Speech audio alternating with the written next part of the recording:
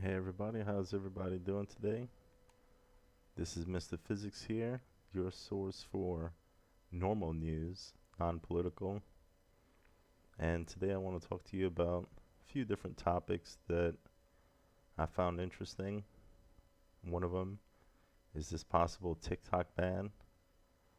So basically what's happening is TikTok is a Chinese-owned company and supposedly they're stealing all of your data, selling it to other companies, and who knows what else they're doing with it.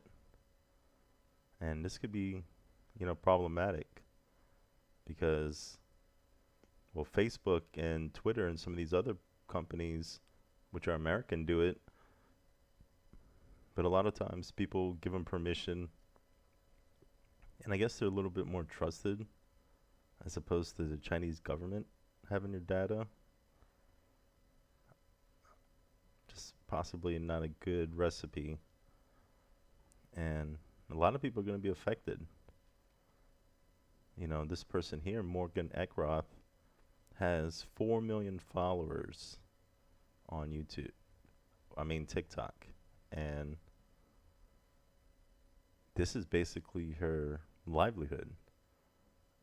I think she's only on TikTok and she kind of got complacent. She didn't really start branching off to different platforms. Didn't really think TikTok would get shut down like that. And now she's in this situation where she don't really know what to do. She'll have to transfer over to a new platform and hopefully she'll have the same success as she does on TikTok. But we all know that YouTube, with their algorithms and everything, it could be a lot more complicated to survive, a lot more difficult. So we'll see. Hopefully her brand allows her to have success on a different platform, which I think she will. But I guess you don't know until you try, right? Like this person here, Braun, and his team have nearly 3 million followers, and they operate out of Canada. Most of his viewers are American. TikTok even offered to partner with him as part of the science initiative on the platform. And he says it's unfortunate because I was happy with how well things are going. And now he's going to have to decide, what he's going to do next. Like this person here says it's important to diversify your platforms. Send people to other YouTube or your Twitter or your Instagram just so you can cover all bases, which is true. You never want to put all your eggs in one basket. Always kind of want to spread it out because you never know when any of these platforms could go under or just start not liking your content and ban you. So take precaution.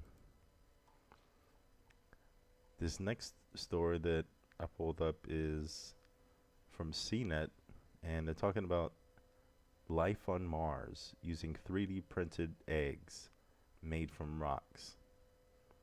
So this is a very interesting concept. So basically, they'll put a machine over there, and this machine will use rocks, melt them down, and then 3D print everything from the house to your chairs, your tables, and it's a really interesting solution. SpaceX wants to be the first to put citizens in space in 2023, or it intends to put its first citizen in space in 2023, and it's already having plans for settling humans on Mars.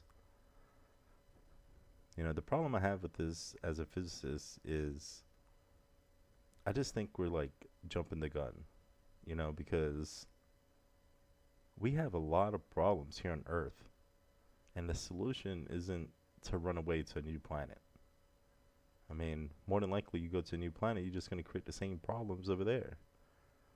And if all the resources that it takes to get to another planet such as Mars, I mean, we're talking billions and billions of dollars could be used here to fix a lot of the problems here.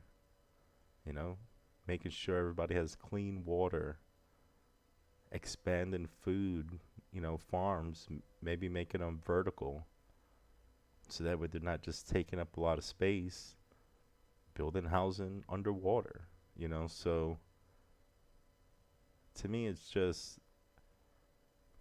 I guess, for image or because they want to be the first, but it's like, why would you spend the money to create a place on Mars when you could use that same money and build a neighborhood underwater, and make cities less crowded, right?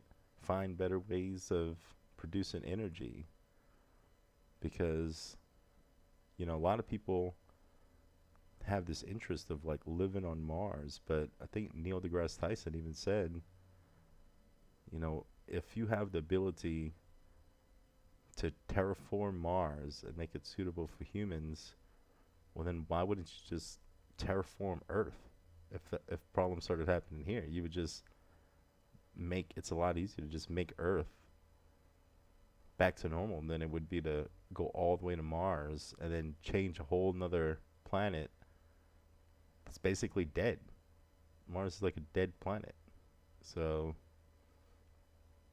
I don't know. As a scientist, as a sci-fi geek, it sounds nice, but in reality, I just think that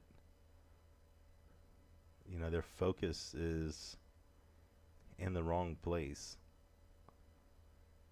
and they're doing it because they want people to get their attention. Like, oh, this sounds so good. But I guarantee you, if people thought that they could live underwater and some 3D printed homes underwater, they'd be just as happy. You know, living on Mars is adventurous, says Mallet. And I think there's a certain romance of going to a place no one has gone before. We haven't even explored Earth's oceans. So, personally, I think they're just kind of jumping the gun. And I don't know, me personally, I think they should kind of stick with fixing Earth. And then once you fix Earth and get it to where you need to be, then you start exploring. And then once you invest those resources on Earth, you may come across solutions for, for energy. That way, going to a different planet, it'd make it a lot easier and less risky. So another little article I had pulled up was Earth's moon had magma ocean for over 200 million years.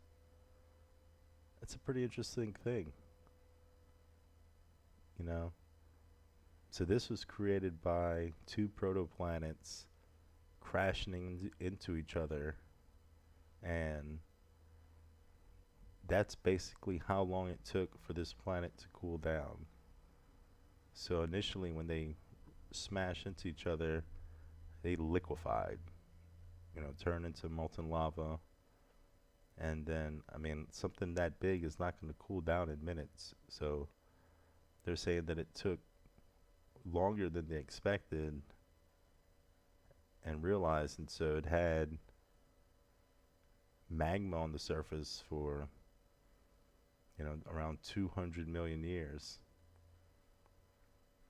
And it makes kind of sense because the moon doesn't have an atmosphere. So there's nothing really, it's not like it's raining or anything to kind of slow it down. There's no water or anything like that. And who knows if this wasn't in a vacuum, being affected by the coldness of space, would it have lasted longer? They said it lasted 10 times longer than previously thought. And that the moon formed between 4.4 and 4.45 billion years ago, which is 50 to 100 million years less than previously considered. Very similar to the Earth's core. So that's a really interesting science topic for today. Next thing I want to talk about is Disney World Hong Kong. So, as we all know, the parks here in the United States started opening. I think they said that now every amusement park in Orlando or in Florida is now up and running again in some way, shape, or form.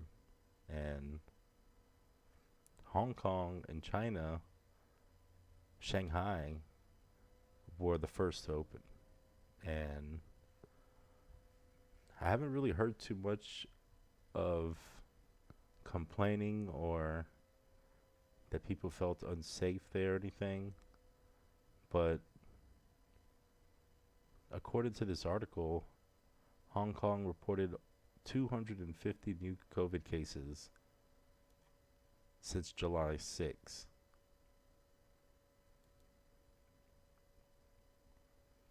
And then 41 out of 52 cases were recently reported were transmitted locally.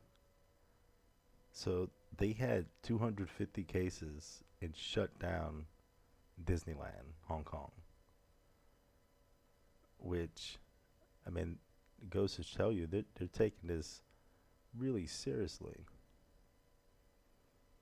Whereas in the United States and Florida, Disney World and Universal, SeaWorld, all these parks are opening back up and cases are soaring. They said United States pandemic focus has shifted from New York to other large states like Florida, which saw a record number of cases over the weekend. On Sunday, it reported 15,299 new coronavirus cases over 24 hours. So, Disneyland Hong Kong shut down with only 250 new cases. The United States is reporting over 15,000 cases on a weekend. They're still up and running. So, there can only be a couple explanations. One, maybe they know something that we don't know, right? Maybe it's not as bad as they're making it out to be. Two, they just want to get businesses up and running, and maybe they don't see this thing going away until there's a vaccine, and so they're thinking, well, let's just get the ball rolling. You know, come at your own risk. If you get sick, you get sick. Or three, Hong Kong, communist China, cares more about its citizens than America, right? I guess it can only be one of those few things. So I thought that was really interesting. And I'm a big Disney World fan. I was almost planning a trip in 2 weeks from now, but these cases are just surging so bad. Honestly, I don't feel comfortable bringing my family over there. Not at this time, anyway. And this next article, as out-of-state visitors flock to Disney, world experts worry it will cause coronavirus spread like cancer. I mean, this is common sense, right? So all the Panhandle, Alabama, Biloxi, Florida, Pensacola, Destin, I mean, these are hot spots. You know, these are vacation spots that people love to go to, and they're crowded right now to the max. You know, there's no limit at the beach, right? They want you to be social distance, but you know, some people just aren't caring or taking the pandemic that seriously. And so this is kind of one of the issues I had. You know, I went on vacation maybe about a month ago to Orange Beach, and while I was there, I didn't see anybody wearing a mask. You know, when we went to eat at a restaurant, we ate outside. You know, I didn't want to be inside because inside it was packed to the brim. You know, every single table was taken. There was absolutely no social distancing going on. And, you know, I guess if you don't care about the pandemic and you're not taking it seriously, it's not a problem. But for somebody who cares and still want to go on vacation and be safe, well, they're not giving you that option, right? It's either you care or you don't care. When in reality, if they just socially distance everything, their tables and people wore masks, then everybody would feel comfortable, right? And if they enforce beaches had to be spread out, because one example that happened, our last day we decided to go to the beach, and right there on Orange Beach, between two condos, there's an open area for public to go, because most of the beaches are privately owned from these condos. So you kind of have to search for a public beach if you're not staying at one of the resorts. And the first public beach we went to, we couldn't even find a parking spot. It was just packed to the brim, bumper to bumper, and then the beach was just packed. You could barely see sand. It was kind of ridiculous. And so me and my family, we decided to keep on driving, see if we could find an empty section. And we didn't drive for more than 10 minutes down the road going towards Florida. And we came across the beach where there was nobody at. And so we decided to go there. And I just couldn't figure out why everybody just wanted to be by each other when all they had to do was drive down the road and find a strip of beach where nobody was at. So, if you're one of those people that don't really care about it, then I guess it's fine. But it just, it affects everybody when, if some people care and they still want to go on vacation, still have a good time, but they feel comfortable being socially distanced, then it's nice for them to have that option. And I guess they kind of did, because we found a spot right down the road. So, but how many other people that felt that way also didn't decide to go, and they didn't even bother to look and just went to the beach? So, who knows? But regardless, you got to stay safe and just kind of take other people's into consideration. Even if you're a non-believer, that doesn't mean that other people still don't believe. And you can't really judge them for believing or not believing, but you still got to respect them, And I think if we respected each other, then we'd come a lot further. This next article that I want to talk about was Nya Rivera. I mean, this is such an interesting case. So tragic. This person passed away. And it just seems so fishy, right?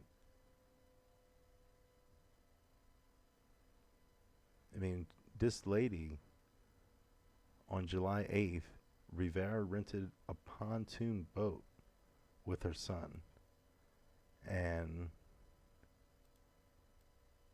for anybody that doesn't know what a pontoon boat is, this is it here. So it's this boat. It don't go fast at all. You just kind of relax, swim. Most people use it for swishing, maybe having swimming, fish, having a little party, and it's very safe for the most part. And it's not one of those boats you do want to take in like big waves, but see right here, I mean, it's very safe. Especially if you're on a bay or a lake or something, this boat's just not going to like tip over unless something major happens, and her boat didn't tip over. Which just seems so weird. Because, she rented this boat on a 3-hour rental, and she never returned. They ended up finding it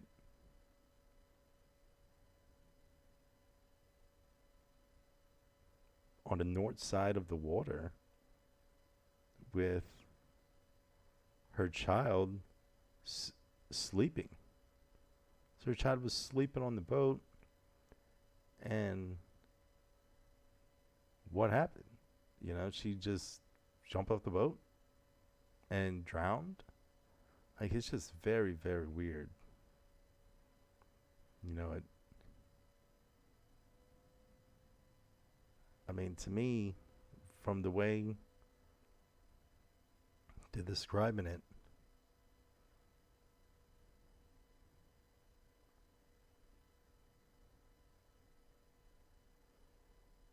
it just seems so fishy. I mean, they said they had signs warning of the dangerous swimming conditions. So it's possible that there was some kind of undertow, but the thing is, rip tides happen on the beach. They don't happen on a lake. So, I mean, her son said they swam on the lake together. And it was during that time her son described being helped onto the boat by Nya. He told investigators he looked back and saw her disappear under the surface of the water. We believe she mustered enough energy to get her son back on the boat, but not enough to save herself. So they're saying that she had enough energy to help her son on the boat, but didn't have enough energy to hold on to the boat while she took a break and then pulled herself up. I don't know. This story is just very, very fishy. And if you look back here, most of these boats, they have these little ladders. So if you got tired and, you help your son on the boat, well, why wouldn't you have grabbed the ladder? Right? If you helped your son in the back up here, or it's easier for him to get on, or anywhere on this boat, why wouldn't you hold on to the boat? And if you're so tired, take a little break and then come around the back here, or just pull yourself up right here. So I don't know. It's a very interesting story. They're considering it as, I mean, they have this disclaimer: if you or someone you know is considering suicide, please contact the National Suicide Prevention Lifeline, which goes to tell me that they may be thinking that it could be a possible suicide. I guess we'll find in the next coming days what's going on. This next one I thought was pretty interesting. It's also about Disney World. As you can see, I'm a Disney World fan. I'm a huge theme park fan. But this one involves a new eco-friendly McDonald's that they built. This could be the McDonald's of the future. And this thing has over 1,000 solar panels on the roof. It also has exercise machines outside where you can ride a bike, for example, and a sign lights up. So you could eat your hamburger, which we all know is unhealthy, and then you jump on this bike right after, burn the calories. It's a very brilliant idea. And I think at this McDonald's, from what I saw, you order at the table and then, or from the screen, like I think you might have seen at some McDonald's. And if you haven't, so some McDonald's now have this screen when you walk in, and then you place an order on the touch screen, and then they call you when your food's ready. Some of them have the touch screen where you place your order, but you still have to go to the register to pay for it, and then you wait for it. But talking to somebody about your order at these particular McDonald's, really don't happen anymore. And so this one is kind of taking the best of both worlds. Now you have, you could either order from the app on your phone at your table or from the touchscreen, and they come to you and bring out your food. And this thing, it says it has a net zero energy status, meaning it creates 100% of the energy it needs to function. So bravo to McDonald's. I'm really excited that, this is a good step in the right direction. Maybe this is the future of fast food. So next time I go to Disney World, I'm definitely going to go try this McDonald's just to see how it is. And, I support this. I think more companies should take after this model. I mean, solar panels been out for a long time now, and people just kind of take it for granted when a lot of strip malls, they can have solar panels on the whole roof, power in all the strip malls. A lot of these strip malls, they don't even require that much energy, because if you have a clothing store, well, you just really need to power some lights, registers. I mean, your clothes are just sitting there on some shelves. So maybe you air condition. So I think, this is a very good move in the right direction. So when I go, I'll keep y'all posted, let y'all know how it is. They said it's near the All-Star Resorts. So if you're staying near the All-Star Resort next few days, and you decide to go there, let me know how it is. Take some pictures, put them in the comments down below, and that way we can talk about it a little bit more. So they also have solar panel poles in the parking lot to keep it lit as night as well. So it has over 600 square foot of windows that use wind to funnel in fresh, cool air. I mean, they thought about everything. Wall filled with plants that uses up rainwater and helps keep the building cool. So this is very interesting McDonald's. Maybe we can find a picture of it real quick before we go.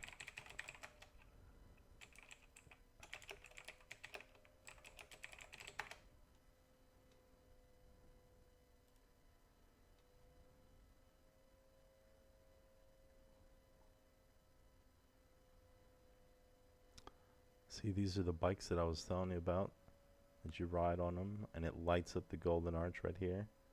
They have these different little hand exercises that you could also get your little workout on. I mean, look at this thing. It looks like it's from the future. I mean, I want to eat there right now. This place is beautiful. Solar panel roof.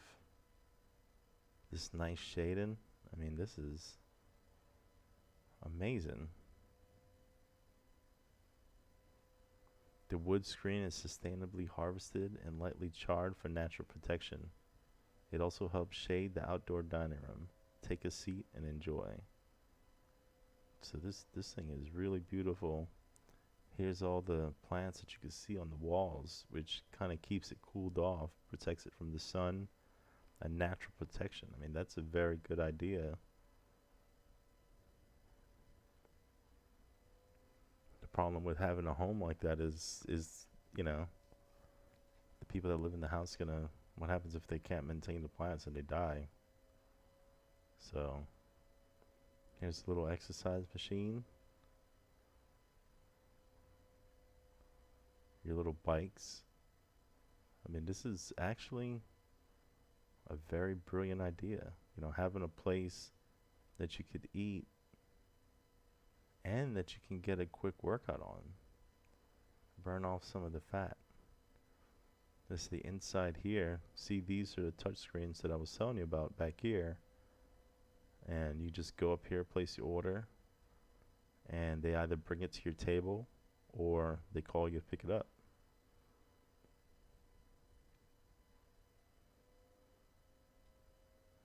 So they have, and this is the little thing, you scan it with your phone, and then you could order from your phone.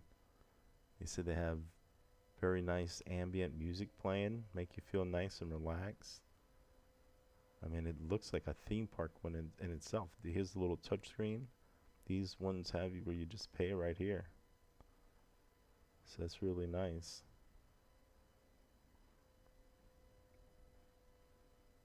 Like I said, next time I go here, I'll definitely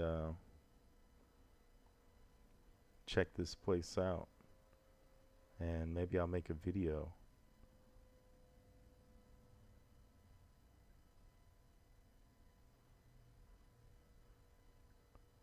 They even have these ways that you can open the doors with your feet now, so you don't have to touch the handles. I mean, this place thought of everything.